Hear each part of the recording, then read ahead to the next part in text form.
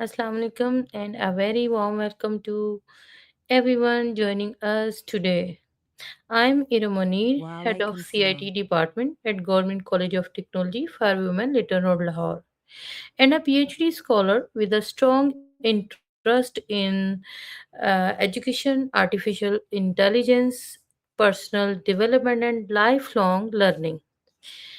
Today, we are going to explore a topic that is simple to hear but surprisingly deep to understand: the science Hmm. behind happiness, how to cultivate it.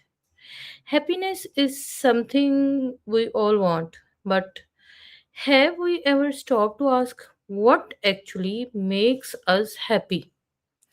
Is happiness simply an emotion, or is there a science behind it? Can we train our mind to become happier?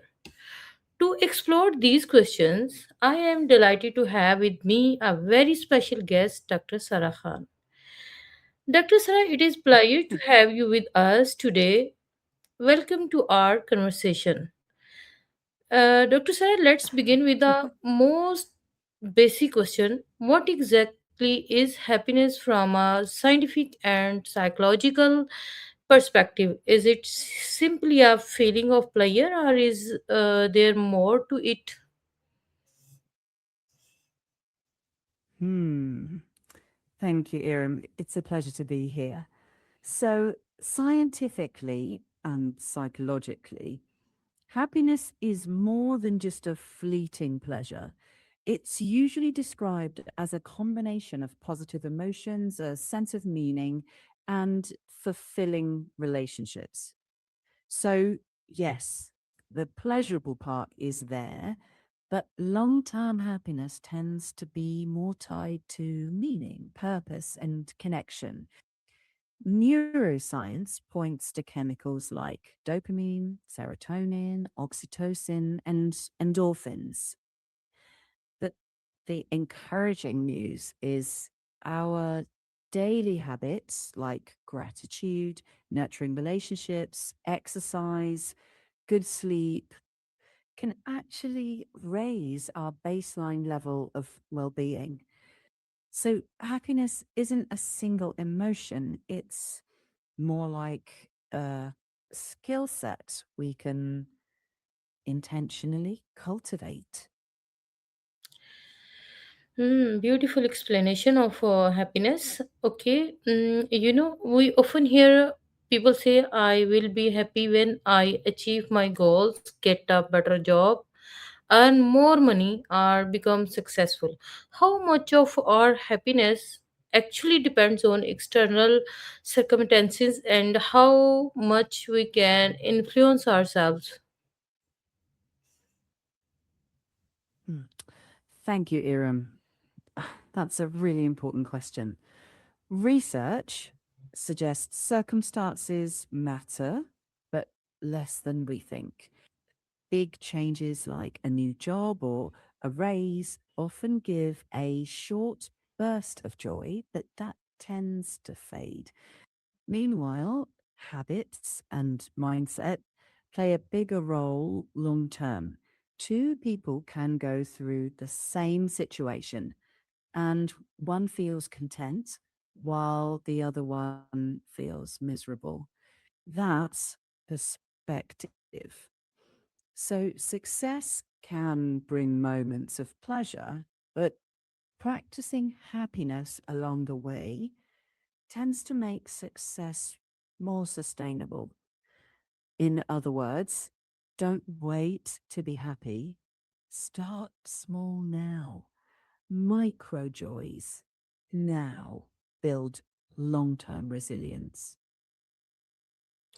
Great, Dr. Sara. We frequently hear about chemicals, as you also mentioned in definition, such as dopamine, serotonin, oxytocin, and endorphins in discussion about happiness. What role do these brain chemicals actually play in our mood and sense of well-being? Okay, thanks, Aram. This is such a fascinating area. Dopamine is often called the motivation and reward chemical. It pushes us to achieve goals and is great for growth, but not for lasting happiness. Serotonin is more about stability and balance. Low levels are often linked with depression. Oxytocin is the bonding hormone. It rises with trust, hugs, and close relationships. And endorphins, they are the body's natural painkillers released during exercise, laughter, or even dancing. They all interact in complex ways, but we can't flip them like a light switch. Lifestyle, thoughts, relationships all influence how they function. The takeaway: the science gives us permission to nurture healthy routines, relationships, gratitude, purposeful activities to naturally support those chemicals. It's pretty empowering, really. One practice that is often recommended for happiness is gratitude. Why does gratitude have such a strong connection with happiness, and how can someone practically introduce gratitude into their daily routine? Mm, absolutely. Gratitude shifts our focus from what's missing to what's already valuable. So, something as small as jotting down three things you're thankful for each evening, or taking a quiet moment in the morning to appreciate your health or your opportunity to learn. Over time, those little practices train your brain to notice the positive. It doesn't erase challenges, but it adds balance. Think of gratitude as a daily habit, like brushing your teeth, for your emotional health. Hmm. Simple, Hmm. but surprisingly powerful. Today, social media constantly shows us other people's achievements, lifestyles, travels, and success. How does social comparison affect happiness, and what can we do to protect our mental well being in the digital age? Thanks, Iram. This is one of the biggest modern challenges. Social media shows highlight reels, not everyday life. So, constantly comparing can Hmm. trick us into thinking everyone else is happier, which studies show increases anxiety and lowers self esteem.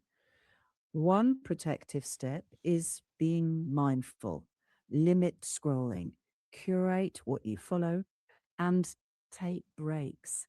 Another is shifting the comparison target. Compare yourself to your past self, not someone else's present. Ask, am I growing?